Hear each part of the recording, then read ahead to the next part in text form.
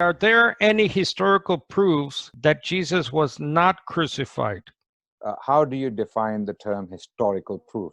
Okay, I am a historian by profession. My degree and my postgraduate was in history. And the way Western scholarship sees history and historiography is not necessarily how believers see their history in their respective scriptures. Right. So if you are using that particular lens, the Western skeptical historiographical lens, then Jesus, to some people, didn't even exist, unfortunately. Okay, but we're not that extreme, right? We believe he existed.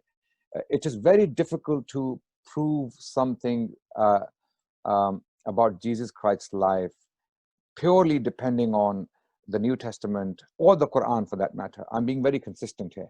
We cannot use the Quran as a historical, speaking in Western terms, source to describe the life of Jesus Christ, and likewise for the New Testament. Okay, a New Testament is historical, no doubt, when it comes to the culture of first century Judea or the second century Palestine or other regions, for that matter, where the Gospels are written.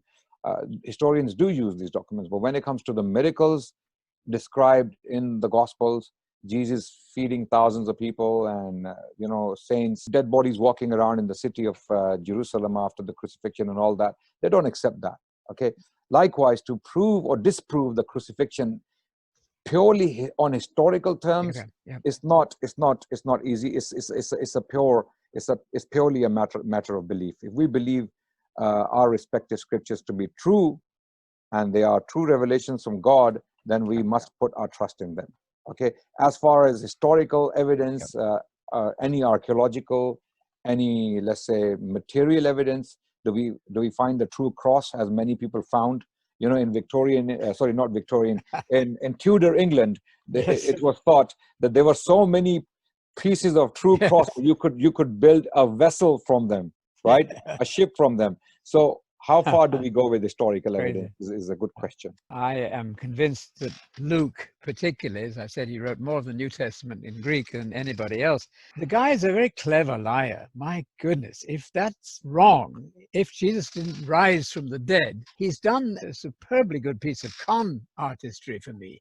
I don't get that impression any more than I'm looking at Rashid here. I'm not looking at this man as lying about what he believes. He's not. He's perfectly genuine. I may not agree with everything that he's come to, but Luke is absolutely transparent. He's a brilliant linguist, a brilliant teacher. His Greek is impeccable. Why in the world would he bother writing all that stuff if he knew it was wrong? And he was there, by the way. I wasn't there. He could talk to Mary. I couldn't. So why would I believe myself on those things rather than Luke? Just makes no sense at all to me. The Quran actually acknowledges that, that it appeared to them so. They thought that it happened.